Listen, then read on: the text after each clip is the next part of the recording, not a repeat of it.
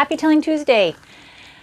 I hope you've had a good week and are ready to hear another story.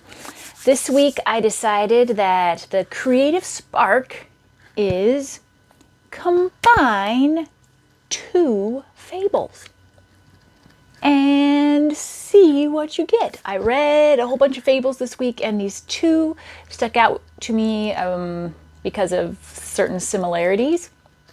And so I worked my way of combining them. The Quack Frog and the Cat and the Birds. Those are the two fables that will be in the description. So here you go.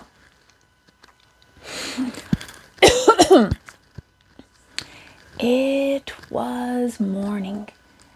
At the pond, the fog had yet to rise, and Slimy Frog stuck his googly eyes out of his mud hollow to see who was up and about yet. You see, Frog, he considered himself very, very low on the respect totem pole. He didn't feel like anyone respected him, and he was working on rectifying that problem. He'd been thinking for days what he might do. And on this particular morning, before he saw any other little critters, Frog stuck a sign on the lily pad next to his mud hole. It said, "The doctor is in." Oh, Frog stood there on his haunches, admiring his sign, thinking about how doctors are respected. They help people, they heal people, and he knew that if he told everyone that he was a doctor and helped them, then, well, he'd get more respect.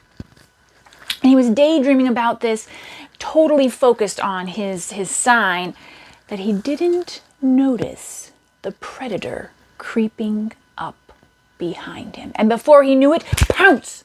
Frog was inside Cat's paws. Please don't eat me! Please don't eat me! I will help you! Cat was feeling rather desperate. She hadn't had a meal in days, and that's why she was willing to eat a frog. So she decided she'd listen to what Frog had to say. She eased up a little bit, and Frog told her, You don't want to eat me. I've heard I don't taste good, and, well, I have heard, and I know of a better meal that you could find. You see, the aviary right next door, I've heard all the birds are sick. And I have this idea that you could dress up as a doctor and go in to heal them, and then you'd have your pickings of free meals. Ooh, Cat liked the idea, the sound of free meals. And so Frog continued, You see, I've made a doctor's stethoscope out of reeds and lily pads. You can wear it. And I made a nice little doctor's satchel out of some swamp leaves. And I can make one for you. And then you just go right up to the door and tell them you're the doctor. Well, Cat decided to do what Frog had proposed. She liked birds so much better than frogs. And she procured herself a white doctor's jacket to go along with her reed stethoscope and her swampy bag. She marched right up to the aviary's door. "The doctor is here to heal all the poor little birdies." But the poor little birdies, they were not fooled. They refused to let the cat in. "We see through your disguise," they said. "Your whiskers and your pointy ears are still showing."